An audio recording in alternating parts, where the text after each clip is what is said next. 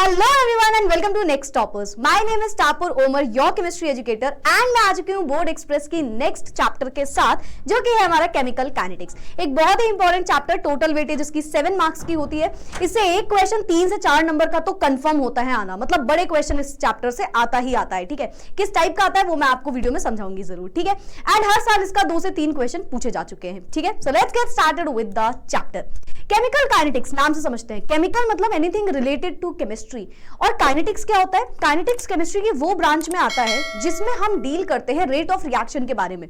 मतलब रिएक्शन कितनी तेजी से हो रहा है, कितना धीरे हो रहा है, या नॉर्मल रेट से हो रहा है, उसके बारे में हम इस चैप्टर में पढ़ते हैं। So it is the branch of chemistry जो कि डील करेगा study of relation rates and उसके मैकेनिज्म के साथ। हमें पता है हमारे पास कुछ ऐसी रिएक्शंस होती हैं जो कि बहुत तेजी से हो जाती है ना, जैसे न्यूक्लियर एक्सप्लोजन है ना, वो बहुत फास्ट रिएक्शन है, कुछ मिली सेकेंड्स में भी हो जाती है। कुछ ऐसी रिएक्शन होती है जो बहुत ज्यादा टाइम लेती है होने के लिए, जैसे कि रस्टिंग, सालों लग जाते हैं उस रिएक्शन को होने में। इन दोनों ही टाइप की रिएक्शन में, चाहे वो बहुत फास्ट हो चाहे वो बहुत स्लो हो, हम इन दोनों ही टाइप ऑफ रिएक्शन में रेट निकालना, यू कैन से निकाल सकते हैं, बट एक्यूरेट रेट नहीं निकाल सकते, या आप कह लो कि इस वजह से इसका रेट नहीं निकाला जाता है। तो हम कैसी रिएक्शंस का रेट निकालते हैं? जो कि मॉडरेट रेट से होती है। ऐसी रिएक्शन जो नहीं तो बहुत ज्यादा टाइम लगा रही है एंड ना ही तो बहुत मिली सेकेंड्स में हो जा रही है। तो इन रिएक्शंस के बारे में हम यहाँ पे पढ़ने वाले हैं। So let's move to the next slide. Rate of reaction होता क्या है? रेट के नाम से क्या समझ रहे हो? रेट मतलब टाइम से रिलेटेड कोई चीज है ना, जैसे आप स्पीड पढ़ते हो तो डिस्टेंस अपॉन टाइम है ना, तो रेट वहां पे भी वर्ड आ रहा होता है। रेट क्या है? समथिंग रिलेटेड टू टाइम जब आप बात कर रहे हो। तो रेट ऑफ द रिएक्शन, ध्यान से सुनना, बहुत इंपॉर्टेंट होता है। रेट ऑफ द रिएक्शन होता क्या है? रेट ऑफ द रिएक्शन और रिएक्शन रेट, ये स्पीड बताता है। क्या बताता है? ये हमें स्पीड बताता है जिससे रिएक्टेंट जो है वो प्रोडक्ट में कन्वर्ट हो रहे हैं। मैंने बोला ए में बी को जोड़ा तो सी एक प्रोडक्ट मिल रहा है, तो जितने रेट से ये चीज हो रही है, मतलब ये है इसका कितना कंसंट्रेशन है पर यूनिट टाइम जिससे ये प्रोडक्ट बन के आ रहा है, उसे आप बोलते हो रेट ऑफ रिएक्शन। तो यहां से आपको एक फॉर्मूला भी समझ में आया। रेट ऑफ रिएक्शन कैसे बताते हैं? किसी भी रिएक्टेंट, प्रोडक्ट, इसके बारे में जब हम बात कर रहे हैं तो उनका जो कॉन्सेंट्रेशन है, मोलर कॉन्सेंट्रेशन, उसे हम टाइम से डिवाइड कर देते हैं। अब हमारे पास 2 टाइप के रेट होते हैं। कौन कौन से? एक होता है एवरेज रेट और दूसरा होता है इंस्टेंटेनियस रेट। एवरेज रेट का मतलब क्या है? मतलब कि जब हम लॉन्ग ड्यूरेशन के लिए निकाल रहे हो कोई रेट, और इंस्टेंटेनियस मतलब एक छोटे से इंस्टेंट के लिए निकाल रहे हैं, इस सेकंड पे ये चीज क्या हुई, तो that is an instantaneous rate. ठीक है, एवरेज रेट जो है rate over a long time interval, and instantaneous rate एक पर्टिकुलर इंस्टेंट पे वो बात की जा रही है। ठीक है, एवरेज रेट के लिए हम डेल्टा यूज करते हैं, है ना, जो चेंज आता है, एंड इंस्टेंटेनियस के लिए हम डेल यूज करते हैं। डेल मतलब बहुत छोटे से टाइम पीरियड के लिए। ठीक है, इंटीग्रेशन वगैरह के टर्म्स यूज करेंगे यहाँ पे। तो अगर हमने बोला एक रिएक्शन में ए से बी प्रोडक्ट मिल रहा है, तो रेट क्या होगा? अगर एवरेज रेट बोलोगे तो माइनस साइन लगाओगे, जो भी रिएक्टेंट का कॉन्सेंट्रेशन है डिवाइडेड बाय रिएक्टेंट के कॉन्सेंट्रेशन में जो भी चेंज है डिवाइडेड बाय टाइम। ठीक है, और प्रोडक्ट का निकालना होगा तो प्लस का साइन लगा के प्रोडक्ट अपॉन टाइम। एक क्वेश्चन आ गया तुरंत दिमाग में, ये माइनस और प्लस क्यों लगा हुआ है? अगर हम बोले विद टाइम रिएक्शन में होता क्या है? विद टाइम रिएक्टेंट कम होता जाता है, प्रोडक्ट बढ़ता जाता है, यही तो होता है। तो रिएक्टेंट जो है वो कहीं ना कहीं कम हो रहा है तो उसके आगे माइनस साइन लगा इसलिए, एंड जो प्रोडक्ट है वो टाइम के साथ बढ़ता है तो उसके आगे हमने प्लस लगाया हुआ है। इससे रिलेटेड एक और क्वेश्चन पूछ लिया जाता है, rate of appearance and rate of disappearance. ठीक है, पहली चीज याद रखना, rate of appearance and rate of disappearance दोनों में ही कोई भी साइन आपको नहीं लगाना है, दोनों में मॉड लगा देना। कॉन्सेंट्रेशन अपॉन टाइम जो आप पढ़ रहे हो वही होता है ये दोनों। ठीक है, तो रेट ऑफ रिएक्शन मतलब जो भी कॉन्सेंट्रेशन है टाइम से डिवाइड कर देना। ठीक है, अच्छा कॉन्सेंट्रेशन कैसे निकालते हो? कॉन्सेंट्रेशन जैसे कि नंबर ऑफ मोल्स अपॉन जितना भी उसका वॉल्यूम हो। ठीक है, तो number of moles upon volume के टर्म्स में यू कैन से। ठीक है, तो रिएक्टेंट के लिए भी आप निकाल सकते हो, प्रोडक्ट के लिए भी। रिएक्टेंट के लिए निकालोगे तो माइनस साइन, प्रोडक्ट के लिए निकालोगे तो प्लस साइन। ठीक है, अगर मैं इंस्टेंटेनियस की बात करूं सेम ही है, बस यहाँ पे dA/dt हो जाता है ना, बहुत छोटे से इंस्टेंट के लिए यहाँ पे बात हो रही होती है। ठीक है, हमें पता है विद टाइम जो रिएक्टेंट है, रिएक्टेंट कम होता जाएगा, प्रोडक्ट बढ़ता जाएगा, है ना, तो विद टाइम इनका ये ग्राफ देखने को मिलता है। तो रेट ऑफ रिएक्शन समझ के आगे बढ़ते हैं। आखिर ये रेट ऑफ रिएक्शन किस पे डिपेंड करता है? नंबर 1, ये डिपेंड करता है कि रिएक्टेंट और प्रोडक्ट इन सबके कॉन्सेंट्रेशन में क्या है। तो रिएक्टेंट के कॉन्सेंट्रेशन के डायरेक्टली प्रोपोर्शनल होता है। कॉन्सेंट्रेशन बढ़ेगा, रेट ऑफ रिएक्शन हमारी बढ़ेगी। नेचर ऑफ रिएक्टेंट, जो हम रिएक्टेंट ले रहे हैं वो कैसा है ना, जैसे कि नेचर ऑफ रिएक्टेंट में फिजिकल स्टेट आ जाएगा, सॉलिड है, लिक्विड है, गैस है। अगर गैसियस स्टेट में है कोई चीज तो उसका रेट ऑफ रिएक्शन बहुत ज्यादा होगा, पार्टिकल्स दूर दूर होते हैं ना, सॉलिड में बहुत पास पास होते हैं, तो रेट ऑफ रिएक्शन कम हो जाएगा। कैटलिस्ट के पे डिपेंड करेगा। कैटलिस्ट क्या होता है, जो कि रेट ऑफ रिएक्शन को यू कैन से कि जो कि हमारे जो रिएक्शन हो रही है, रिएक्टेंट से प्रोडक्ट बन रहे हैं, है ना, उसको इंक्रीज करता है, रेट ऑफ रिएक्शन को इंक्रीज करता है without taking part in it, खुद उसमें पार्टिसिपेट बिना किए उसे बढ़ा सकता है। टेम्परेचर की अगर हम बात करें तो जनरली टेम्परेचर डायरेक्टली प्रोपोर्शनल होता है, यानी कि टेम्परेचर बढ़ने पे रेट ऑफ रिएक्शन बढ़ जाएगा। जनरली वर्ड का यूज किया है क्योंकि इसके बारे में आपको अभी आगे थोड़ा सा और बताऊंगी। साथ ही साथ ये भी याद रखना है कि टेम्परेचर में क्या होता है, अगर हर 10 डिग्री टेम्परेचर बढ़ाने पे ना रेट ऑफ रिएक्शन डबल हो जाती है, 2 टाइम्स हो रही होती है, ठीक है। सरफेस एरिया की बात करें तो अगर मैंने बोला शुगर का ना पाउडर फॉर्म में है और शुगर क्रिस्टल फॉर्म में बड़े बड़े, तो कौन सी शुगर जल्दी डिसॉल्व हो जाएगी, जो पाउडर फॉर्म में है ना। वुड है ना, जब हम वुड को एकदम महीन महीन पल्वराइज्ड वुड को लेके आते हैं, उसे जलाने में आसानी है, या बड़ा सा लकड़ी ले आए उसे जलाने में आसानी है, तो पल्वराइज्ड वुड में। तो जिसका भी इन दोनों ही केस में जो पाउडर्ड शुगर है और पल्वराइज्ड वुड है, इन दोनों का सरफेस एरिया ज्यादा है। जब सरफेस एरिया ज्यादा होता है तो रेट ऑफ रिएक्शन भी ज्यादा होती है। सिमिलरली प्रेजेंस ऑफ सनलाइट, वैसे हर रिएक्शन तो सनलाइट की प्रेजेंस में नहीं होती, बट कुछ हमारे पास फोटोकेमिकल रिएक्शंस होती हैं जो कि सनलाइट की प्रेजेंस में होती है, तो उसके बेसिस पे भी उसका रेट वेरी कर सकता है। आगे बढ़ते हैं, रेट लॉ क्या होता है। जब हम रेट लॉ को डिफाइन करते हैं तो ये क्या होता है एक्सप्रेशन, ये एक एक्सप्रेशन बताता है हमें जो कि रिलेशन रेट बता रहा होता है, किसके बारे में, molar concentration of the reactant से जो रिलेशन बता रहा होता है। यानी कि जब हम रेट ऑफ रिएक्शन देखते हैं तो किसके बराबर आता है, सपोज मैंने बोला ए और बी से हमें मिल रहा है कोई प्रोडक्ट, ठीक है, तो किस तरीके से रेट ऑफ रिएक्शन इन पे डिपेंड कर रही है, इनके कॉन्सेंट्रेशन पे डिपेंड कर रही है ए और बी के, उसे ही हम बोलते हैं वो उसका रेट लॉ है। रेट ऑफ रिएक्शन इक्वल होता है के, ए का कॉन्सेंट्रेशन बी का कॉन्सेंट्रेशन, ठीक है, raise to some its power. अब पावर क्या भी उस पर भी आएंगे, ठीक है, ऐसे नहीं कि कुछ भी पावर लगा दोगे। सपोज ए और बी से आपको प्रोडक्ट मिल रहा है, लेकिन आप पावर देखो एक्स और वाई लिखा हुआ है। कई लोग क्या करते हैं, ए और बी से प्रोडक्ट मिल रहा है, आगे जो स्टोइकियोमेट्रिक कोफिशिएंट है ना, यानी कि जो आगे वैल्यू है ना, उसे पावर में लगा देते हैं, बट ये गलत है। ऐसा क्यों नहीं होगा, क्योंकि ये एक एक्सपेरिमेंटल वैल्यू होती है, ऐसा नहीं है। हाँ, क्या कभी डिपेंड नहीं करेगा मैम, क्या कभी ऐसा नहीं हो सकता स्टोइकियोमेट्रिक कोफिशिएंट ही पावर लग गई, ऐसा हो सकता है, बट आपको अपने आप से ऐसा कभी भी नहीं लिखना है कि जब हमने रेट ऑफ रिएक्शन का ये रेट लॉ लिखा तो हमने ना कॉन्सेंट्रेशन जो पावर लगाई है वो स्टोइकियोमेट्रिक कोफिशिएंट देख के लगा दिया, वो आप नहीं करोगे। अगर सेम गिवन है दैट इज समथिंग एल्स, या सेम वैल्यू आ रही है वो अलग बात है, बट ये एक एक्सपेरिमेंटल वैल्यू होती है जो कि निकाली जाती है। तो जो पावर लगी है वो इसके स्टोइकियोमेट्रिक कोफिशिएंट के बराबर नहीं होती है, ठीक है। चलो आगे बढ़ते हैं। रेट कांस्टेंट क्या है, अभी आपने एक के वैल्यू देखी थी यहाँ पे, ये के क्या था, ये के क्या है, ये तो समझ गए मोलर कॉन्सेंट्रेशन है, आर समझ गए रेट ऑफ रिएक्शन है, ये के क्या है, ये के था रेट कांस्टेंट। ये किसके बराबर होता है, सोचो किसके बराबर होता है, rate of reaction is equals to K, A की पावर एक्स एंड बी की पावर वाई। अगर मैं बोलूं कि इस ए को और बी को इनका कॉन्सेंट्रेशन 1 रख दूं तो ये रेट कांस्टेंट क्या है, ये रेट ऑफ रिएक्शन के बराबर है, बस यही लिखा है। Equal to the rate of reaction when concentration of each reactant is 1 molar. इसका एक और नाम होता है, एक होता है वेलोसिटी कांस्टेंट, एक होता है रेट कांस्टेंट, और एक नाम होता है स्पेसिफिक रिएक्शन रेट, ठीक है। ये टेम्परेचर पे डिपेंड करती है वैल्यू, इसकी वैल्यू किस पे डिपेंड करती है, टेम्परेचर पे। यहाँ पे एक एक्सप्रेशन लिखा है जिसके बारे में हम अभी आगे भी जानेंगे, ठीक है। इसके इस वाली स्लाइड में हम वापस आएंगे, ठीक है, क्योंकि इसको समझने के लिए आपको थोड़ा सा ऑर्डर ऑफ रिएक्शन समझना पड़ेगा। आगे बढ़ते हैं, ऑर्डर ऑफ रिएक्शन होता क्या है। अभी भी हमने बोला जब हमने रिएक्शन देखी ना तो ए की कुछ पावर लगी थी, बी की कुछ पावर लगी थी। अगर आप उन पावर्स का सम निकाल लो तो वो जो पूरा वैल्यू होती है वो होता है हमारा ऑर्डर ऑफ रिएक्शन। मतलब कि ए और बी जो कॉन्सेंट्रेशन हमने देखा था जो कि डायरेक्टली इक्वल था हमारा रेट ऑफ रिएक्शन के बराबर, तो उसमें जो कॉन्सेंट्रेशन की पावर लगी है यानी कि कितना कॉन्सेंट्रेशन है उसके बारे में बताएगा हमें ये अपना सेकंड नेक्स्ट वैल्यू, वो है ऑर्डर ऑफ रिएक्शन। वापस से सुनना भी ध्यान से। यहां पे हमने बोला रेट ऑफ रिएक्शन में ए की पावर कुछ एक्स है, बी की पावर कुछ वाई है, जो कि हमने एक्सपेरिमेंटली निकली है, जो कि हमने अपने मन से स्टोइकियोमेट्रिक कोफिशिएंट नहीं लगाया, ये एक्सपेरिमेंटली निकली है वैल्यू, ठीक है। तो ऑर्डर ऑफ रिएक्शन इस एक्स और वाई का सम होगा, ठीक है। इसके बेसिस पे आपको zero order first second order reaction पढ़नी होती है, यानी कि अगर इन दोनों का सम 0 आ गया that is zero order reaction, 1 आ गया 1 फर्स्ट ऑर्डर, सेकंड आ गया सेकंड ऑर्डर रिएक्शन। तो ऑर्डर ऑफ रिएक्शन रेफर करता है power dependence of the rate on the concentration of each reactant. Her reactant की जो पावर है उस पर डिपेंड कर रहा है ये। इट इज डिटरमाइंड एक्सपेरिमेंटली, है ना, हम इसको खुद से नहीं कह सकते। अगेन आई एम सेइंग हो सकता है ये स्टोइकियोमेट्रिक कोफिशिएंट के बराबर वैल्यू दिख रही हो, बट हम अपनी मर्जी से स्टोइकियोमेट्रिक कोफिशिएंट उठा के पावर में नहीं लगाएंगे, ठीक है। ये वैल्यू जीरो भी आ सकती है, ये वैल्यू इंटीजर के फॉर्म में भी हो सकती है और फ्रैक्शन के फॉर्म में भी हो सकती है। ध्यान से याद करना क्योंकि मॉलिक्यूलैरिटी में ये चीजें नहीं होंगी, ठीक है। अब अभी मैम ने क्या बोला था, मॉलिक्यूलैरिटी, इस पे आएंगे, ठीक है। फिलहाल अगेन अभी मैम ने बोला आपने एक स्लाइड छोड़ी थी, आप करवाओगे, भूल तो नहीं गए? नहीं याद है, सुनना ध्यान से। रेट ऑफ रिएक्शन को हमने देखा कि K इंटू ए की कुछ कॉन्सेंट्रेशन और B की कुछ कॉन्सेंट्रेशन पे ये डिपेंड करता है। थोड़ी देर के लिए मान लेते हैं कि हमारे पास केवल A है और उससे हमें प्रोडक्ट मिल रहा है, ठीक है। तो हमने बोला रेट ऑफ रिएक्शन क्या है, K A की पावर n। अब आप सोच रहे हो ये n क्या है मैम, ऑर्डर ऑफ रिएक्शन है ना। जब उनके जो पावर्स लगी हुई थी दोनों को ऐड करोगे x और y को तो n आता है which is order of reaction, ठीक है, ये आ गया। तो जनरल फॉर्मूला इसका समझो क्या होता है। अगर मैंने बोला रेट K इंटू इसका कॉन्सेंट्रेशन, K डिपेंड किस पे कर रहा है, K डिपेंड कर रहा है इस कॉन्सेंट्रेशन पे, है ना।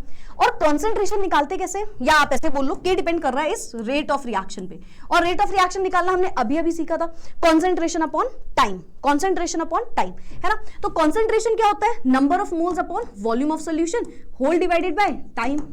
ये आया था हमारा रेट ऑफ रिएक्शन, याद करो यही आया था रेट ऑफ रिएक्शन, ऐसे ही निकालते थे। नंबर ऑफ मोल्स की यूनिट होती है मोल, वॉल्यूम की यूनिट होती है लीटर, है ना।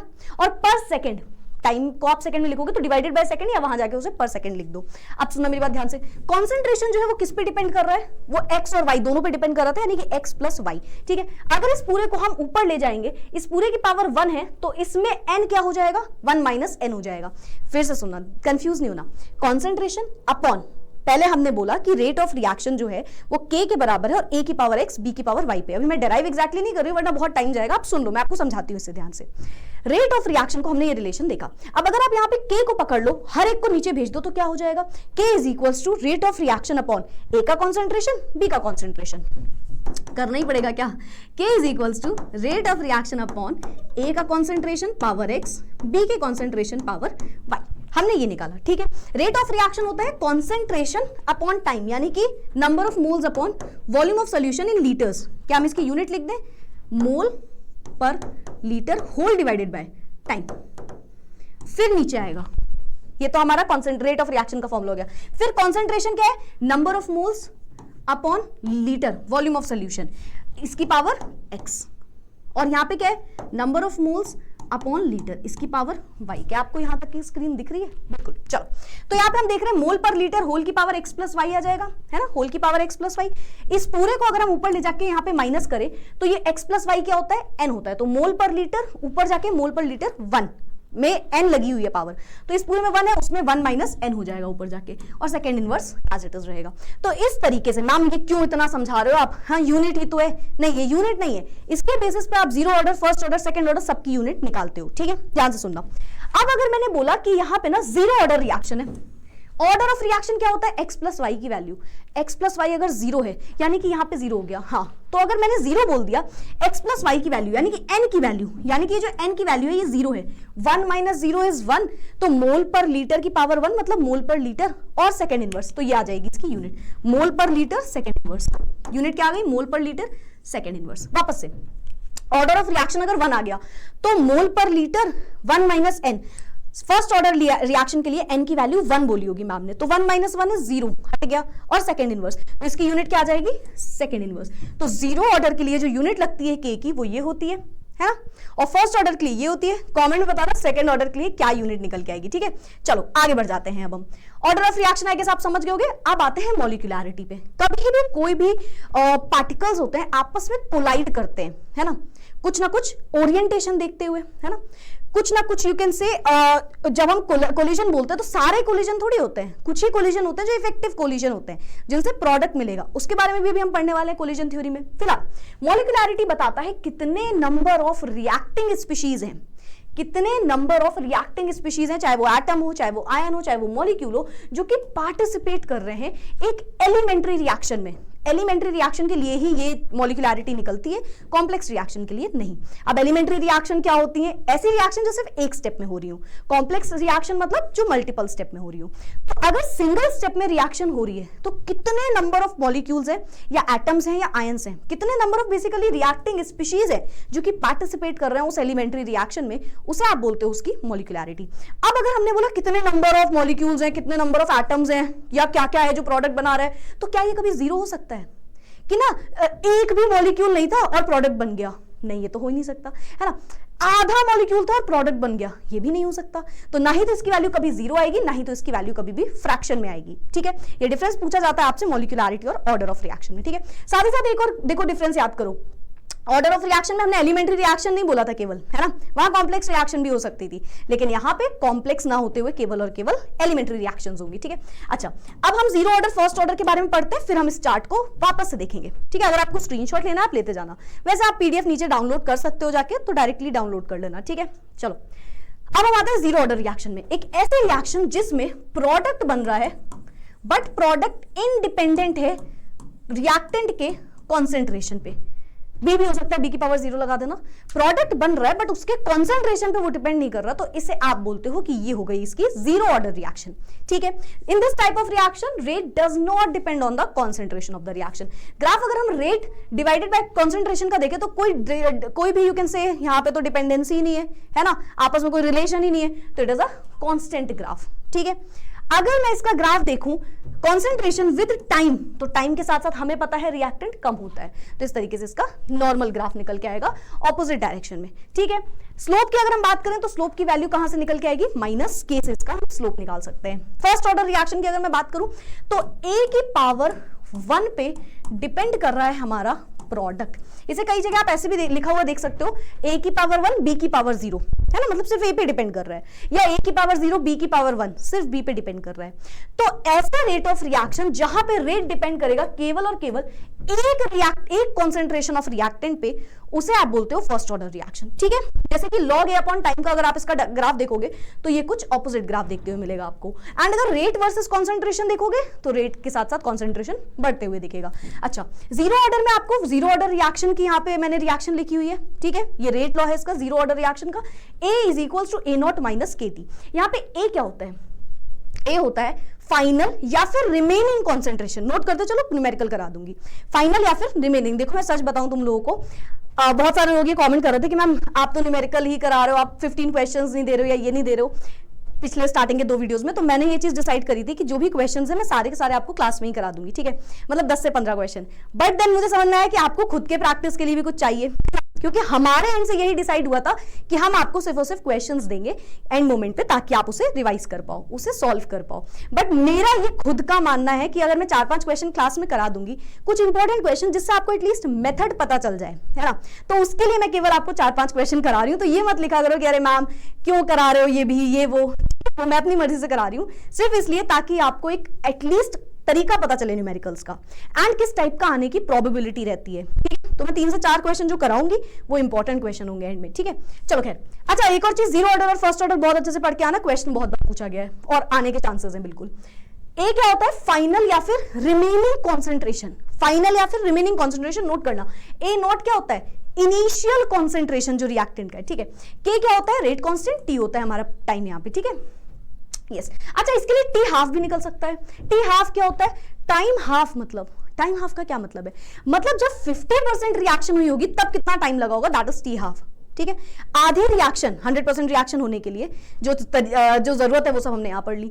अगर आधी रिएक्शन आधे इंटरवल में हुई है तो उसके लिए जो आप टाइम निकाल रहे हो दैट इज टी हाफ। इसके टी हाफ की वैल्यू होती है ए नॉट अपॉन 2k। के क्या है, रेट कांस्टेंट, ए नॉट क्या है, इनिशियल कॉन्सेंट्रेशन, ठीक है। फर्स्ट ऑर्डर की अगर आप बात करोगे तो इसकी रिएक्शन निकल के आती है T is equals to 2.303 whole divided by K, again rate law, log base 10 A not initial concentration upon A final concentration. कई बुक्स में से लिखा रहता है A अपॉन A माइनस x। ये क्या है, क्योंकि A क्या है, इनिशियल कॉन्सेंट्रेशन, एंड नीचे मैम क्या बता रही है, रिमेनिंग या फाइनल कॉन्सेंट्रेशन, है ना। जैसे मैंने आपसे बोला कि 75% रिएक्शन हुई है ना, तो नीचे आप वैल्यू क्या रखोगे, सपोज करो मैंने आपसे बोला 75% एंड मैंने पूरी वैल्यूज दे दी, तो फाइनल में से माइनस कर दोगे क्योंकि आप निकाल रहे हो रिमेनिंग कॉन्सेंट्रेशन। क्वेश्चन से सॉल्व करवाऊंगी, टेंशन मत लो, ठीक है। रिमेनिंग कॉन्सेंट्रेशन, कितना बचा है concentration, that is remaining concentration, ठीक है। तो ए नॉट अपॉन ए माइनस ए लिख दो या फिर ए अपॉन ए माइनस एक्स लिख दो। इसकी जब आप टी हाफ की वैल्यू निकालोगे तो वो निकल के आती है 0.693 डिवाइडेड बाय के, ठीक है। अगेन ग्राफ मैंने आपको बता दिया, स्लोप इसका के बराबर आता है and R is equals to K concentration of A. Pseudo first order reaction, pseudo का मतलब क्या होता है, मतलब झूठा, फरेबी, नकली, है ना, दैट इज स्यूडो, ठीक है। ये वो रिएक्शंस होती हैं जो हमें लगेगा कि ऐसे टाइप की हैं बट ये होंगी वैसे टाइप की। ये ऐसे वैसे टाइप का क्या होता है मैम, समझाती हूँ। स्यूडो ऑर्डर रिएक्शन वो रिएक्शन होती है जो कि जनरली फर्स्ट ऑर्डर रिएक्शन नहीं होती, बट ऐसा हमें लगता है कि वो फर्स्ट ऑर्डर रिएक्शन है क्योंकि इनके इंक्रीज्ड कॉन्सेंट्रेशन की वजह से, एक या एक से ज्यादा रिएक्टेंट्स और अदर रिएक्टेंट्स की वजह से। ठीक है, एग्जांपल समझो, ये क्या है, ये सुक्रोज है। सुक्रोज को जब हमने पानी में ऐड किया तो हमें मिला ग्लूकोज प्लस फ्रक्टोज, है ना, ये आप बायोमोलिक्यूल्स में भी पढ़ोगे। ठीक है, अब हमने इस रिएक्शन में देखा कि बहुत ज्यादा अमाउंट में पानी है, मतलब 100% 99% पानी है, वाटर मॉलिक्यूल है, और जो हमारा रेट ऑफ रिएक्शन है वो डिपेंड करता है कम कॉन्सेंट्रेशन पे। तो यहाँ पे बहुत ज्यादा अमाउंट में, बहुत लार्ज अमाउंट में वाटर प्रेजेंट है, बहुत ज्यादा लार्ज अमाउंट में वाटर प्रेजेंट है, और बहुत लेस अमाउंट में सुक्रोज प्रेजेंट है। तो जो हमारा रेट ऑफ रिएक्शन होगा वो डिपेंड करेगा इस सुक्रोज के कॉन्सेंट्रेशन पे। ठीक है, तो ये हमें क्या लग रहा है, हमें लग रहा है ये फर्स्ट ऑर्डर रिएक्शन है ना। आप देखो, these are the reactions that are generally not first order, actually में तो दो चीजें हैं यहाँ पे, बट हमें ऐसा लग रहा है क्योंकि ज्यादातर इसका डिपेंडेंस जो है वो किस पे होगा, सुक्रोज पे होगा, तो इसे आप बोलते हो सूडो फर्स्ट ऑर्डर रिएक्शन। हमें लग रहा है, ठीक है, एक्चुअली में ये है नहीं, बट जब ये ऐसा हम बोल क्यों रहे, हमें लग रहा है ऐसे ही है, वही मजे में अपने मन से, नहीं ऐसे ही नहीं, हमें ऐसा इसलिए लग रहा है क्योंकि एक चीज बहुत ज्यादा अमाउंट में और दूसरी चीज बहुत कम अमाउंट में, तो रेट ऑफ रिएक्शन कम वाले पे डिपेंड कर रहा है, तो दूसरे पे वो डिपेंडेंसी हमें दिख ही नहीं रही है, तो ये सूडो फर्स्ट ऑर्डर रिएक्शंस होती हैं। अच्छा, ये तो हो गया हमारा भाई, आगे बढ़ते हैं। अच्छा, फर्स्ट ऑर्डर रिएक्शन और मैंने बोलता वो वाला चार्ट, तो चलो उसे देख लो जल्दी से। ऑर्डर ऑफ रिएक्शन अगर 0 है तो देखो मैंने यहाँ पे आपको इंटीग्रेटेड इसका रेट लॉ बता दिया, फर्स्ट है तो इसका रेट लॉ बता दिया। ठीक है, अच्छा, फर्स्ट वाले के लिए एक रेट लॉ मैंने लिखा है और एक यहाँ पे लिखा हुआ है, ये क्या है मैम, ये उसी को एक्सपोनेंशियल फॉर्म में लिख दिया लॉग को। ठीक है, सेकंड ऑर्डर के लिए यहाँ पे, सेकंड ऑर्डर से जनरली क्वेश्चन आपसे नहीं पूछे जाते हैं। ठीक है, स्लोप भी इनके दिए हुए हैं, साथ ही साथ इनकी यूनिट दी हुई है जो कि मैंने आपको समझा दी कैसे आई। ठीक है, चलो डिफरेंशियल रेट भी समझा दिया, आगे बढ़ते हैं। Next is Arrhenius equation. हम टेम्परेचर की बात कर रहे थे स्टार्टिंग में, है ना, हम बोल रहे थे टेम्परेचर का ना काफी कुछ डिपेंडेंसी एंड ये वो, तो आखिर ये आर्हेनियस इक्वेशन क्या बताता है, ये हमें डिस्क्राइब करता है रिलेशनशिप बिटवीन जो भी रेट ऑफ रिएक्शन है एंड जो भी टेम्परेचर है for many physical and chemical reactions. बहुत सी फिजिकल और केमिकल रिएक्शंस के लिए रेट कैसे डिपेंड कर रहा है टेम्परेचर पे, वो हमें बताता है आर्हेनियस इक्वेशन। आर्हेनियस इक्वेशन में ही आप बात करोगे कोलिजन थ्योरी की। ठीक है, फिलहाल आर्हेनियस इक्वेशन बेसिकली एक इक्वेशन है जो कि यहाँ पे लिखी हुई है, you have to learn this formula, very very very important. इसका क्वेश्चन भी ऑलमोस्ट हर बार पूछा जाता है। K is equals to A dot E minus E upon RT। K क्या है यहाँ पे, K है अपना रेट कांस्टेंट। ठीक है, E क्या है, एक्सपोनेंशियल कांस्टेंट। A क्या है, थ्रेशोल्ड एनर्जी। R क्या है, gas constant, universal gas constant 8.314। T क्या है, T यहाँ पे टेम्परेचर है। किस तरीके से ये डिपेंड कर रहा है ये हमें बताता है K। ठीक है, रेट ऑफ रिएक्शन टेम्परेचर पे कैसे डिपेंड कर रहा है, रेट ऑफ रिएक्शन टेम्परेचर पे कैसे डिपेंड कर रहा है, तो जब हम लॉग ले लेंगे तो log K upon T half या 1/T जब आप देखोगे तो वापस में ऐसा ग्राफ दिखाएंगे। ये 1/T लिखा है, अगर T लिखा होता तो K और T यानी कि log K और जब T का आप बीच का ग्राफ देखोगे तो वो एक डायरेक्टली प्रोपोर्शनल ग्राफ दिखेगा। ठीक है, डायरेक्टली प्रोपोर्शनल होता है, तो T हाफ पे इनवर्सली प्रोपोर्शनल हो जाएगा, तो ये इसका ग्राफ हो गया। इसी के लिए जब हम इसमें दोनों साइड लॉग रख देते हैं तो एक और फॉर्मूला निकल के आता है जो कि होता है log K2 अपॉन K1, है ना, दो रिएक्शंस के लिए रेट कांस्टेंट है। EA threshold energy divided by, अभी आप कंफ्यूज हो गए ना, थ्रेशोल्ड एनर्जी अभी आएंगे, 2.303 into R T2 minus T1 divided by T1 upon T1 into T2, यानी कि दो स्पेसिफिक टेम्परेचर के लिए अगर पूछा जाएगा तो आप ये फॉर्मूला लगाओगे, एक टेम्परेचर है तो आप ऊपर वाला फॉर्मूला लगा दोगे। ठीक है, ऑफ कोर्स T2 वाला टेम्परेचर बड़ा होगा, है ना, फाइनल टेम्परेचर, T1 अपना इनिशियल। अब आता है कोलिजन थ्योरी जो आर्हेनियस ने बताई थी, उसको समझते हैं। कोलिजन थ्योरी ये कहती है कि जो केमिकल रिएक्शन, अच्छा मैं आपको एक सिंपल तरीका समझाती हूँ। मैंने आपसे बोला चलो तुम्हारा ना बोर्ड एग्जाम आ रहा है, पढ़ाई करने बैठ जाओ। तुमने कहा ठीक है मैम, हम तो पढ़ ही रहे हैं। तो मैंने कहा कब से पढ़ रहे हो? मैम हम तो 1 साल से पढ़ रहे हैं, 12th क्लास में अभी थोड़ी आए। मैंने कहा ठीक है। अब देखो पढ़ाई करने का भी तरीका होता है, ऐसा नहीं कि हम पढ़े जा रहे हैं। पढ़ाई करने के लिए हमें एक स्पेसिफिक स्ट्रैटेजी अपनानी चाहिए, है ना, और साथ ही साथ अगर मैं बोलूं तो जो चीज हमारे कोर्स में है हमें उस पर ज्यादा फोकस होना चाहिए, जो चीज इंपॉर्टेंट है उस पर और ज्यादा फोकस होना चाहिए। तो पढ़ाई सिर्फ करने से आप फर्स्ट पोजीशन नहीं लाओगे, या केवल पढ़ते रहे 99% आ जाएंगे, ऐसा भी नहीं होता। थोड़ा सा आपको स्मार्टली काम लेना पड़ता है ना, जो जो चीजें आ रही है इंपॉर्टेंट, ये सब देखते हुए काम करना पड़ता है, तो आप उस 90% तक पहुंच सकते हो, है ना। तो बस इसी तरीके से होती है कोलिजन थ्योरी। बहुत सारे पार्टिकल्स आपस में कोलाइड करेंगे तभी तो कोलिजन होगा और तभी तो प्रोडक्ट बनेगा, but her collision effective collision नहीं होता। ठीक है, एक क्लास में 50 बच्चे हैं, 50 बच्चे पढ़ रहे हैं। सपोज इस वीडियो को 1000 स्टूडेंट्स ने देखा, 1000 स्टूडेंट्स पढ़ रहे हैं, बट ऐसा नहीं कि 1000 के 1000 स्टूडेंट्स जो है वो फुल मार्क्स ले आएंगे, और ऐसा भी नहीं 1000 के 1000 स्टूडेंट्स 0 मार्क्स ले आएंगे, नहीं। तो ऐसा क्या है मैम, तो कुछ स्टूडेंट्स स्मार्टली स्टडी कर रहे हैं, उन्हें यहां से भी पढ़ना है, उन्हें बुक भी देखनी है कि हाँ क्या क्या चीजें हैं, उन्हें इंपॉर्टेंट क्वेश्चंस भी सॉल्व करना है, उन्हें उसके बाद भी थोड़ा सा रिवीजन करना है, तो वो उस परसेंटेज तक पहुंच सकते हैं। बस सिमिलर यहाँ पे होता है। बहुत से पार्टिकल्स कोलाइड करेंगे रिएक्टेंट के जो कि प्रोडक्ट बना रहे होंगे, बट हर कोलिजन इफेक्टिव नहीं होता, ठीक है। Can be occur between particles when they collide hit और ईच अदर, ठीक है। नाउ दो टाइप की एनर्जी होती है, एक एक्टिवेशन एनर्जी और एक थ्रेशोल्ड एनर्जी। जब भी पार्टिकल्स आपस में टकराते हैं तो जो इफेक्टिव कोलिजन होता है उसी से हमें प्रोडक्ट मिलता है। अगर हमारे पार्टिकल्स है उनके पास खुद की कुछ तो एनर्जी स्टार्टिंग में रही होगी, है ना, वो उनकी इनिशियल एनर्जी है, ठीक है। अब हमने बोला कि यार पता है एनर्जी ऑलरेडी कुछ थी, बट टकराने के लिए जो एनर्जी चाहिए ना उनके पास वो नहीं है। खुद के पास 10 जूल की एनर्जी है, बट टकराने के लिए 50 जूल चाहिए, तो 40 जूल आप उसे और दोगे, वो हो जाएगी उसकी एक्टिवेशन एनर्जी। यानी कि एक्टिवेशन एनर्जी वो एक्स्ट्रा एनर्जी है जो आप प्रोवाइड कर रहे हो किसी भी पार्टिकल को, ताकि वो कोलिजन, इफेक्टिव कोलिजन कर पाए, ठीक है। अब जो इनिशियल एनर्जी थी 10 जूल और जो आपने एनर्जी दी एक्स्ट्रा 40 जूल, उन दोनों का जब आप सम देखोगे तो फाइनल जो एनर्जी निकल के आती है वो होती है थ्रेशोल्ड एनर्जी। समझ में आया? चलो वापस से सुनते हैं। एक्टिवेशन एनर्जी वो लीस्ट पॉसिबल एनर्जी है जो कि रिक्वायर है एक केमिकल रिएक्शन को स्टार्ट करने के लिए। पहले उसके पास इतनी एनर्जी नहीं थी, पहले नहीं बोल सकती पहले नहीं रिएक्शन थी, अब रिएक्शन होने लगी, ना। चलो आगे बढ़ते हैं। एक्टिवेशन एनर्जी वो लीस्ट पॉसिबल एनर्जी है जो कि रिक्वायर होती है ताकि केमिकल रिएक्शन स्टार्ट हो पाए। थ्रेशोल्ड एनर्जी कौन सी एनर्जी है? जब हमने इनिशियल में जो एनर्जी ऑलरेडी प्रोवाइड कर दी अभी, उन दोनों को जब जोड़ के देखोगे तो वो थ्रेशोल्ड एनर्जी है। Minimum energy which must be possessed by reacting molecules in order to undergo effective collision. अब वो इफेक्टिव कोलिजन कर सकता है, उसे आप बोलते हो अपना थ्रेशोल्ड एनर्जी, ठीक है।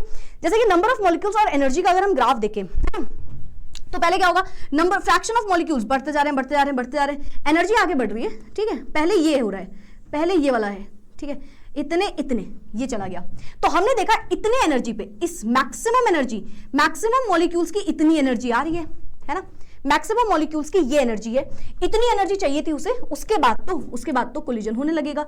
तो ये हमारे फ्रैक्शन ऑफ मॉलिक्यूल्स, इतने fraction of molecules you can से यहाँ पे कोलाइड किए। Molecules with this energy will react, सिर्फ यही रिएक्ट कर पाए। हमने टेम्परेचर को बढ़ाया, हमने टेम्परेचर को हायर कर दिया, हमें पता है डायरेक्टली प्रोपोर्शनल है भाई, है ना। तो टेम्परेचर बढ़ाने पे ये देखो ज्यादा नंबर ऑफ मॉलिक्यूल्स आ गए, ये हमने एक्टिवेशन एनर्जी उसको दी होगी, है ना। इतनी एक्टिवेशन एनर्जी दे दी और अब ज्यादा मॉलिक्यूल्स आ गए जिन्होंने टकराया होगा, तो इसे आप बोलते हो एक्टिवेशन एनर्जी, थ्रेशोल्ड एनर्जी, और ये पूरी होती है collision theory. I hope so यहां तक की बातें भी क्लियर है। क्वेश्चंस कर ले। चलो, तो ये पूरा हमारा थ्योरेटिकल पोर्शन हो गया। 3 से 4 क्वेश्चन समझेंगे जो कि इंपॉर्टेंट है, एंड उसके बाद कुछ इंपॉर्टेंट क्वेश्चंस आपके लिए होमवर्क रहेंगे। चलो आगे बढ़ते हैं क्वेश्चंस में। ऑलराइट, फर्स्ट क्वेश्चन क्या है? First order reaction is 50% completed in 30 minute. एक फर्स्ट ऑर्डर रिएक्शन है जो कि 50% यानी कि हाफ साइकिल बोल रहा है, हाफ टाइम पीरियड में 30 मिनट लग रहा है, 300 केल्विन टेम्परेचर लग रहा है, 10 मिनट 320 केल्विन के लिए लग रहा है। हमें निकालना है एक्टिवेशन एनर्जी इस रिएक्शन के लिए। एक्टिवेशन एनर्जी आर्हीनियस इक्वेशन की बात हो रही होगी। फॉर्मूला याद करो क्या होता है, फॉर्मूला होता है log K2 upon K1 is equals to EA, है ना, divided by 2.303 into R T2 minus T1 whole divided by T2 into T1, है ना। ये हमारी यू कैन से इक्वेशन आएगी। अब इसमें हमें क्या क्या गिवन है? हमें EA तो निकालना है, एक्टिवेशन एनर्जी, है ना। तो यहाँ पे EA हमें कैलकुलेट करना है, डिवाइडेड बाय 2.303 इंटू R की वैल्यू कितनी हो जाएगी? 8.314। टेम्परेचर सेकेंड वाला है 320, फर्स्ट वाला है 300, होल डिवाइडेड बाय 320 इंटू 300, ठीक है, ये हो गया। अब ध्यान से देखो, क्या हमें K log K2 upon K1 कैसे रखें? तो K निकलता कैसे है? हाफ ऑर्डर रिएक्शन है, फर्स्ट ऑर्डर रिएक्शन में, सॉरी, हाफ टाइम पीरियड दिया हुआ है। फर्स्ट ऑर्डर रिएक्शन के लिए हमें फर्स्ट ऑर्डर रिएक्शन के लिए T हाफ का फॉर्मूला पता है, 0.693 डिवाइडेड बाय K, ये पता था हमें, या हम K बोल सकते हैं, K is equals to 0.693 divided by T half, क्योंकि हमें दोनों के T हाफ गिवन है, दोनों, एक 30 मिनट और एक ये रहा 10 मिनट, दोनों के T हाफ गिवन है ना। तो यहां से दो वैल्यूज आएंगी हमारी। एक वैल्यू आएगी 0.693 डिवाइडेड बाय, पहला T हाफ कितना है? 30 मिनट्स, और सेकंड क्या आएगा 0.693 डिवाइडेड बाय दूसरी वैल्यू क्या है 10 मिनट है तो 10। तो ये हमारे दो वैल्यू आ गए के। तो एक को K1 मान लो, एक को K1 मान लो, एक को K2 मान लो, है ना, K1 मान लो और K2 मान लो।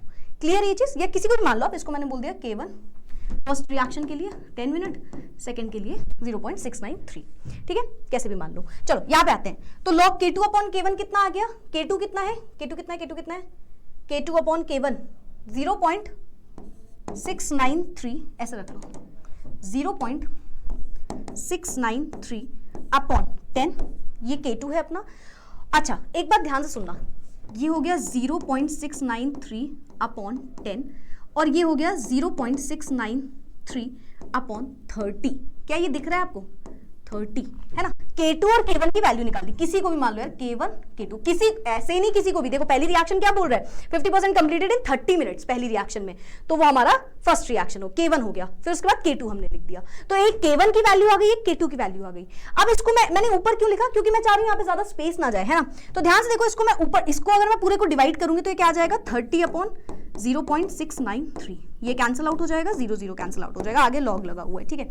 और कुछ हो रहा है, चलो बाकी तो कुछ नहीं होते हुए दिख रहा है यहाँ पे। तो ये log 3 is equals to activation energy 2.303 8.31, या इसको दोबारा ना लिखते हुए ऐसे कर लें, log इसकी वैल्यू तो पता ही है, log 3 जो है उसकी वैल्यू हमें गिवन है 0.4771, 0.4771 है ना। तो यहां से पूरा इसको ले जाओ, तो एक्टिवेशन एनर्जी निकालो, डायरेक्ट क्या आएगा।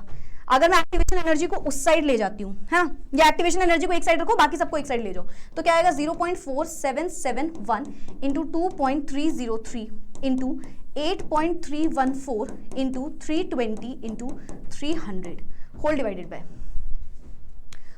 बाय ये पूरी वैल्यू ऊपर चली गई, नीचे क्या आएगा 320 माइनस 300, है ना, जो कि कितना होता है, जो कि होता है 20, जो कि होता है 20।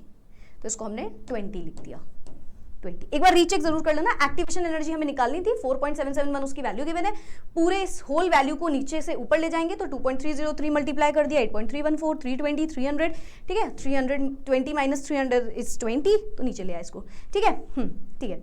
चाहो तो इसको वैसे भी लिख सकते हो, ये 20 आएगी वैल्यू, ये कितनी आएगी 3 2 6 3 3 9 और 3 0, है ना। तो इसको इरेज करके 9600 रख दो, 000 सॉरी, और इसको अच्छा इसको तो कर ही दिए 20, है ना। तो इस तरीके से कर लेना, 0 0 कैंसिल आउट, 2 4 8 2 8 16 0 0, है ना, समथिंग ऐसे आ रहा होगा। चलो इसको खैर आप चेक कर लेना एग्जैक्ट आंसर क्या है, और एक बार कैलकुलेशन मिस्टेक जरूर चेक कर दिया करो, कहीं भी कैलकुलेशन मिस्टेक नहीं होनी चाहिए। 4383 समथिंग आंसर आ रहा होगा इसका, EA is equals to 4383 something ऐसे आ रहा होगा, 4383, है ना, 9.2 इसका आंसर आ रहा होगा मोल।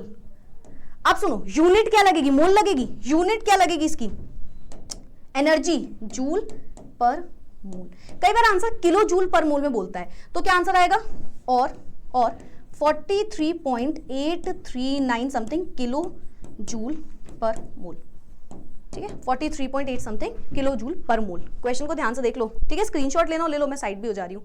So this is how you solve this question. एक बार कैलकुलेशन मिस्टेक जरूर चेक कर लिया करो, कहीं पे छोटी मोटी गलती ना हुई हो, ठीक है। बाकी तरीका समझ गए होगे मेरे ख्याल से इसका, आगे बढ़ते हैं।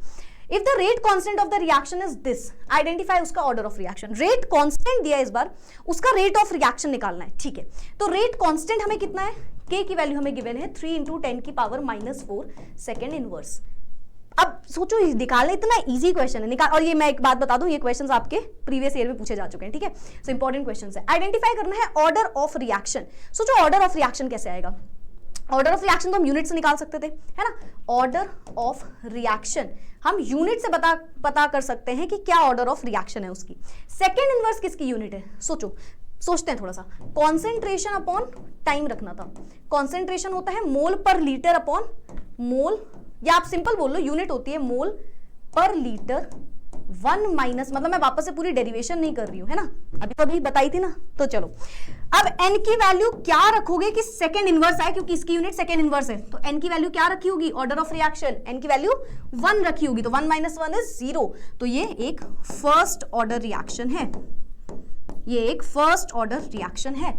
समझ में आया, ऑर्डर ऑफ रिएक्शन आप n की वैल्यू निकालने को बोल रहा था। Following data were obtained for the reaction this, इस टाइप का क्वेश्चन, मतलब आप मान लो 90% 95% चांसेस है ये क्वेश्चन आ जाएगा, उससे भी ज्यादा ही परसेंट मान लो, ठीक है। Following data is obtained for the reaction हमें पता है, और निकालना क्या है, ओवरऑल ऑर्डर ऑफ रिएक्शन निकालना है। अब सुनना इस रिएक्शन में करते क्या है, पहले इन सभी को लिख लो रेट ऑफ रिएक्शन के, यू कैन से एक्सप्रेशन की तरह। रेट ऑफ रिएक्शन होता क्या है, rate of reaction is equals to K A की पावर एक्स बी की पावर वाई, ए की पावर एक्स और बी की पावर वाई, इसी तरीके से हम निकालते हैं। हाँ जी, अच्छा इनिशियल रेट हमें गिवन है, तो पहली रिएक्शन है 6 इंटू 10 की power -3 is equals to K, ए कितना है, इसको ए मान लो उसको बी मान लो। देखो रिएक्शन क्या है कि NO2 को जब हमने रिएक्ट कराया F2 से तो हमें मिला NO2F 2 टाइम्स, ठीक है। अब देखना के ए की पावर ए किसको मान लिया, NO2, इसकी जगह बल्कि आप NO2 ही लिख लो, ए इज NO2 की पावर x एंड दूसरा क्या है F2 की पावर y, ये हम रिएक्टेंट के टर्म्स में लिख रहे हैं, ठीक है। चलो NO2 की पावर x, तो पहले NO2 कितना है 0.2 की पावर x एंड 0.05 दिया है ये इसकी पावर y, है ना, ये दिया हुआ था। सेकंड देखो क्या है 12 इंटू 10 की पावर -3, बहुत ध्यान सुनना, अभी ऐसा तरीका बताऊंगी जिससे आप ये क्वेश्चन हमेशा सही सॉल्व करके आओगे, ठीक है। 0.4 की पावर x, दूसरी वैल्यू क्या है 0.05 की पावर y, तीसरा क्या है, तीसरी इक्वेशन में 4.8 इंटू 10 की पावर -2 के, 0.8 की पावर x एंड क्या है 0.10 की पावर y, ये तीन इक्वेशन है, इक्वेशन 1, इक्वेशन 2 एंड इक्वेशन 3, हमारे पास ये तीन इक्वेशन गिवन है। हमें निकालना है ऑर्डर ऑफ रिएक्शन, यानी कि हमें x और y, x प्लस y बताना है, x प्लस y। अब देखो कहीं पे भी x प्लस y कैसे सोचोगे, कैसे निकाल सकते हो आप, इनमें से पहले कोई ऐसी वैल्यू, सबसे पहले हमें x निकालना है। x निकालने के लिए कोई दो इक्वेशन ऐसी चूज करो जिसमें y खत्म हो रहा हो।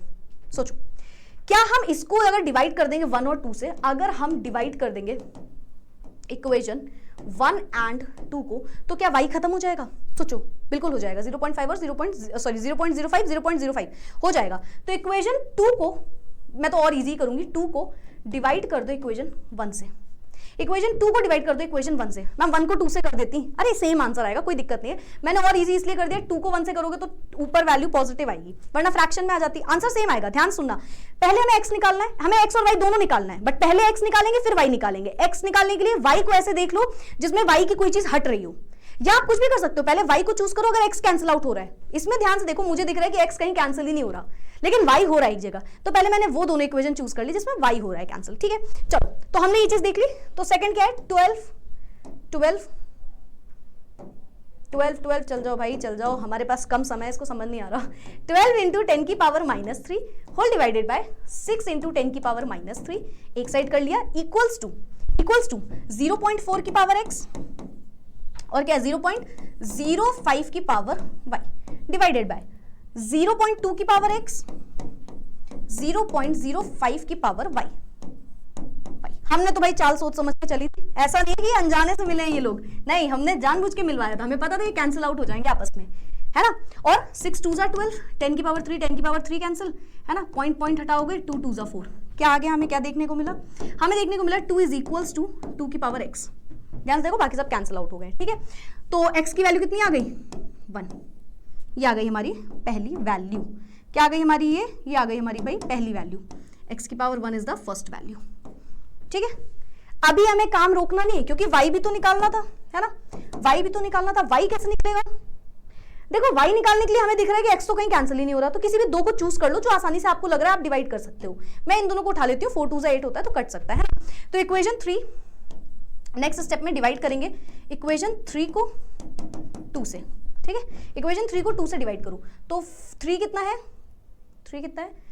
4.8 इंटू 10 की power -2 whole divided by, same colour choose कर ले रही हूँ ताकि आपको समझ पाओ, 4.8 इंटू 10 की पावर -2 डिवाइडेड बाय 12 इंटू 10 की पावर -3 इज इक्वल टू 0.8। देखो k तो कैंसिल हो जाएगा, k भी रख देना, k और k कांस्टेंट है, कैंसिल हो जाएगा, ठीक है। तो मैं लिख नहीं रही हूँ कि आप डायरेक्ट समझ जाना, 0.8 की पावर x 0.10 की power y whole divided by 0.4 की पावर x, है ना, 0.05 की पावर y, ठीक है। अब मैंने ये क्यों चूज किया था, क्योंकि मुझे दिख रहा था इसमें इजीली कैलकुलेशन हो जाएगी, ठीक है। ऊपर वाली भी चूज करते तो भी हो जाती, मैं ये भी आपको बता दूं, तो भी हो जाता, ये आंसर आ जाता तब भी, ठीक है। चलो, तो पॉइंट से पॉइंट हटेगा, 5 2 10, ठीक है, 2 आएगा। और कुछ दिख रहा है, पॉइंट से पॉइंट हटेगा, 4 2 8, ठीक है। 10 की पावर 3, 10 की पावर -2 है ऊपर, ठीक है, याद रखना 10 की पावर -2, यानी कि एक नीचे 10 की पावर 1 बचा, -1 बचा, ऊपर जाके 10 की पावर 1 रहेगा, बचा है अभी ये, याद रखना, ठीक है। अच्छा 4, अच्छा यहाँ पे लिख भी दो, 10 की पावर 1 बचा, ठीक है। 12 4 48, 0.4, ठीक है। चलो देखते हैं क्या आ रहा है। हमें दिखा यहाँ पे लिख लूं मैं, हमें दिखा 0.4 इंटू 10, यानी कि 4, 0.4 क्यों लिख रहे हैं, इसको 4 ही लिख देते हैं।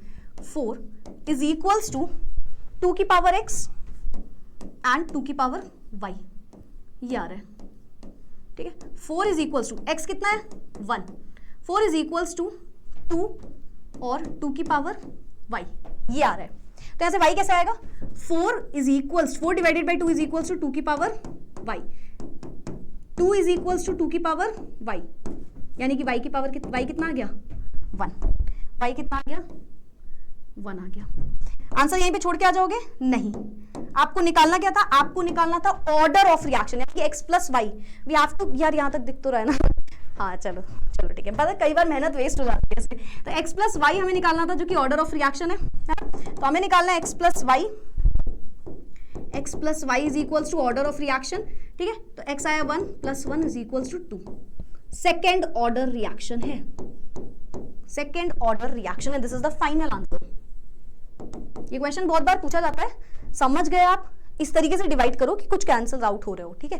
तो इस तरीके से you can take the screenshot also if you want to, ठीक है। आगे बढ़ जाए नेक्स्ट क्वेश्चन में, चलो भाई आगे बढ़ते हैं, एक बार चेक कर लेना कोई कैलकुलेशन मिस्टेक नहीं होनी चाहिए वैसे तो, ठीक है। 1 2 ही आ रहे हैं, चलो ठीक है आगे बढ़ते हैं। For a reaction A plus B से प्रोडक्ट मिल रहा है, rate is given by this, ये रिएक्शन है और हमें इससे रेट दिख रहा है।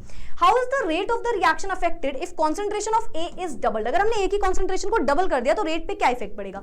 अगर हम देखें तो rate is equals to K, A की पावर 2 पे डिपेंड कर रहा है ना, अभी तो A की बात कर रहे हैं केवल, और बोल रहे हैं A को अगर आपने डबल कर दिया 2A कर दिया तो कैसे हो जाएगा, तो हमें दिख रहा है ये 4 टाइम्स हो जाएगी रिएक्शन, है ना, 4 टाइम्स हो जाएगा, ठीक है। तो ये 4 टाइम्स हो जाएगा। रेट ऑफ रिएक्शन को अगर हमने कॉन्सेंट्रेशन ऑफ A को डबल कर दिया तो रेट ऑफ रिएक्शन हमारा 4 टाइम्स हो जाएगा, है ना, as we can see rate हमारा 4 टाइम्स हो जाएगा। आगे देखो क्या लिखा है, what is the overall rate if the reaction B present in large excess, बहुत ज्यादा एक्सेस में अगर हमें गिवन है overall rate reaction if B is present in large excess, मतलब इसको हमने बहुत एक्सेस में ले लिया, कैसे ले लिया, बहुत ज्यादा एक्सेस में ले लिया। अब बोल रहा है हमसे बताइए ओवरऑल रेट क्या होगा, ओवरऑल रेट क्या होगा। मैम इसको एक्सेस में ले लिया मतलब पूरा इसी पे डिपेंड कर रहा होगा। अभी शुगर वाला रिएक्शन बताई थी, जो बहुत ज्यादा एक्सेस में उसको तो हम ले ही नहीं रहे होते हैं, है ना, क्योंकि हम कोलिजन जब देखते हैं तो वो जो कम कॉन्सेंट्रेशन है जिसकी, अगर किसी की बहुत ज्यादा है और किसी की कम है तो कम वाले के टर्म्स में देखते हैं। तो यहाँ पे रेट किस पे डिपेंड करेगा, A की पावर 2 पे, ठीक है। तो यहाँ पे आप बोलोगे इंडिपेंडेंट होगा एट ऑफ B, क्योंकि it is taken in excess, तो ऑर्डर ऑफ रिएक्शन पूरी तरीके से ये हो जाएगा, तो ये हो जाएगा सेकेंड ऑर्डर रिएक्शन। समझ में आया, किसी को बहुत ज्यादा एक्सेस में लेते हो तो उस पर तो डिपेंड ही नहीं कर रहा था, अभी पढ़ा था हमने, ठीक है। तो what is the overall rate, overall ये सेकंड ऑर्डर रिएक्शन हो जाएगा हमारा, ठीक है। So this is the answer. चलो भाई, तो ये हमारे कुछ इंपॉर्टेंट क्वेश्चंस थे जो मैंने आपको कराए। इसके अलावा आपको डिस्क्रिप्शन में एक PDF मिलेगी जिसमें 10 और टोटल 15 क्वेश्चन कराने थे, ठीक है। एक्चुअली 15 क्वेश्चन होमवर्क देने थे, बट 4 मैंने इसलिए सॉल्व करा दिए ताकि आप कंफ्यूज ना हो, क्योंकि इन 4 से और भी 4 क्वेश्चन आपको समझ में आ जाएंगे, ठीक है। सो यस, और बाकी कुछ आपके MCQs वगैरह हो जाएंगे। तो टोटल 15 में से 4 क्वेश्चन हमने कर लिए, 11 क्वेश्चन आपको PDF में मिल जाएगी, वो इंपॉर्टेंट क्वेश्चन है, पढ़ के जरूर जाइएगा, ठीक है। So yes, that's it for today. I guess सब कुछ बहुत डिटेल में, बहुत अच्छे से, कम टाइम में आपको समझ में आ गया होगा। खत्म, टाटा बाय बाय, फिर मिलेंगे अगले चैप्टर के साथ। Bye bye, take care and keep studying everyone. Thank you so much.